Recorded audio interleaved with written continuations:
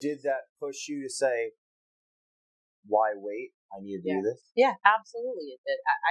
I felt like there's no, it's so cliche. There's no promise of tomorrow. But I had felt like I had done a ton of things really well. And I keep looking back and I surprise myself when I look back. Sometimes I don't know that my body took me on a ride somewhere. I'm almost like in some sort of autopilot doing things. And I look back and go, wow, I did that, or I was brave enough. I feel like I have enough people watching me that I'm gifting all of them this really great story.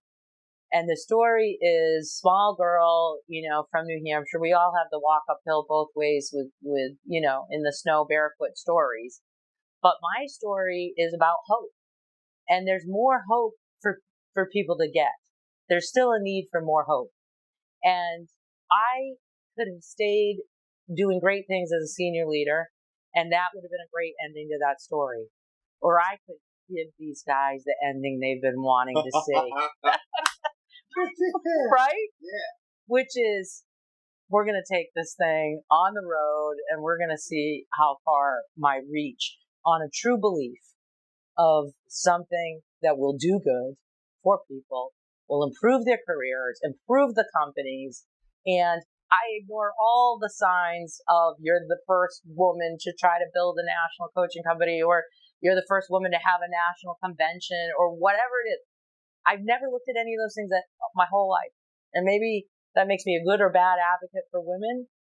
I guess by example, a good example for women to say, just go for it and just do it. No agenda. I have no agenda. I'm not trying to beat my chest. I think a lot of people like to think, oh, I've had guys come at me and say, oh, you're a woman advocate. And I'm like, no, I'm a woman. Simply put. And I'm sorry that has to have a label.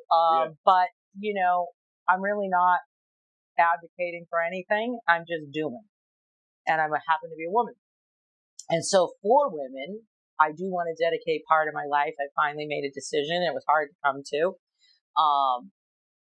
because I didn't want to ostracize, because stigmas and labels occur when you do things like this. Everybody kept saying, create a women's coaching company. And I refused. I said, no, I'm creating a coaching company.